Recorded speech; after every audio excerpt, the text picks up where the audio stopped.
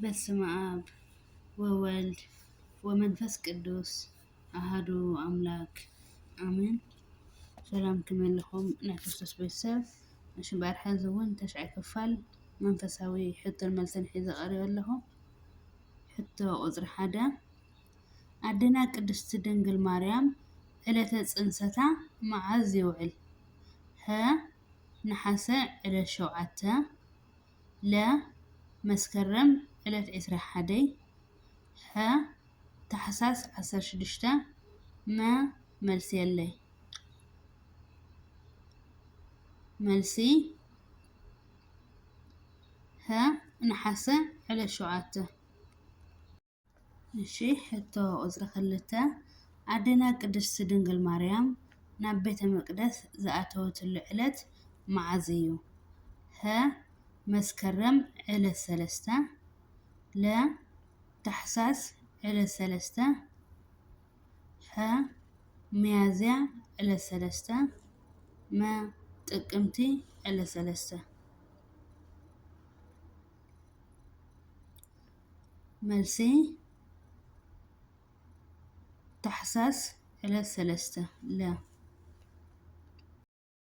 ሕቶ ቁፅሪ 3 ኣዴና ቅድስቲ ድንግል ማርያም ካብ ጎይታና መድሓኒና ኢየሱስ ክርስቶስ ቃል ኪዳን ዝተቐበለትሉ መዓዝ እዩ? ሀ መስከረም ዕለት 16 ለ ሚያዝያ ዕለት 16 ሐ ለካቲት ዕለት 16 መ መልሲ የለን።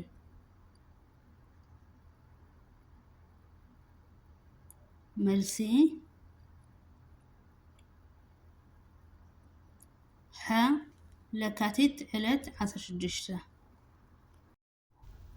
እሺ ሕቶ ቁፅሪ 4 ብዕለተ ረቡዕ ዝተፈጠሩ ፍጥረታት 3 እዮም። ንሳቶም ከ ኣየኖት እዮም?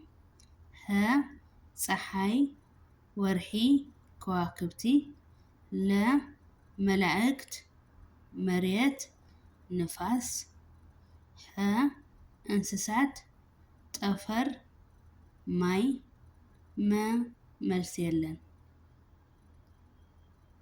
መልሲ ሀ ፀሓይ ወርሒ ከዋክብት። እሺ ሕቶ ቁፅሪ 5 ቅዱስ ጴጥሮስ እና ቅዱስ ጳውሎስ ሰማዕትነት ዝተቐበልሉ ከተማ እንታይ ይበሃል? ሀ መቄዶንያ ለ ኢየሩሳሌም ሐ ሮም መ ገሊላ። መልሲ ሀ ሮም።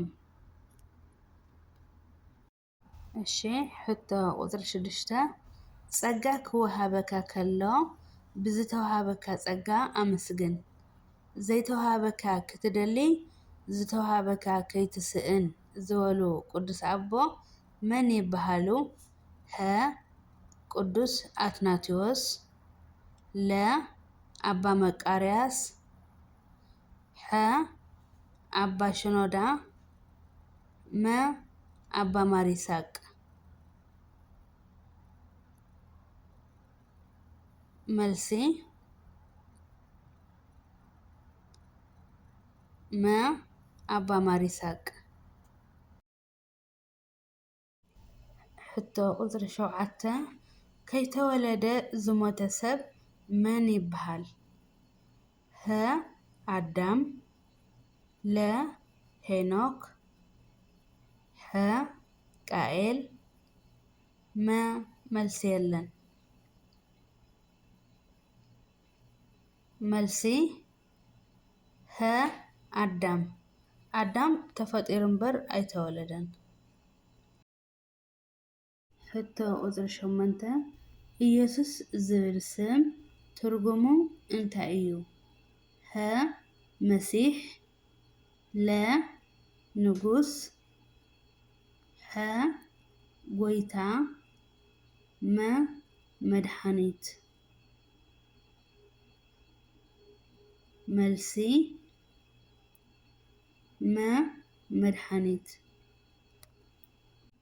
حتى قدرة الشعنتة كاب وانجلاويان بلحمي زمسل قدوس مانيو ها قدوس ماريقوس لا قدوس لوقاس ها قدوس يوحنس ما قدوس ماتوس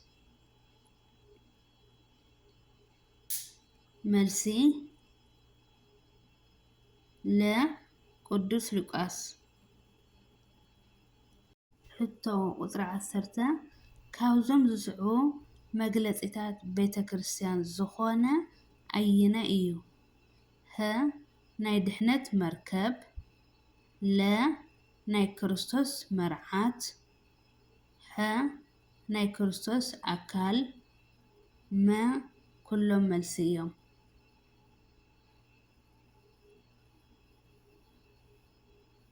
ملسي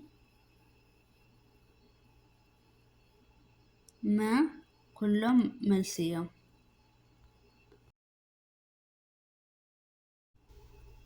حتى أزرع عسرت حدا كاوزم زسعو اتعزعابيت أينيتية ها فقري لا تعجستي ها أمنت ما ملسيلن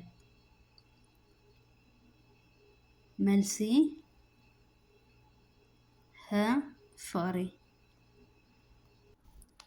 الشيء حتى أزرع عسرت خلطة أمانيئل مالت انتاي مالت إيو ها اجزعابهر فقر إيو لا اجزعابهر مسانا إيو ها اجزعابهر فتار إيو ما اجزعابهر برهان إيو ملسي اجزعابهر مسانا إيو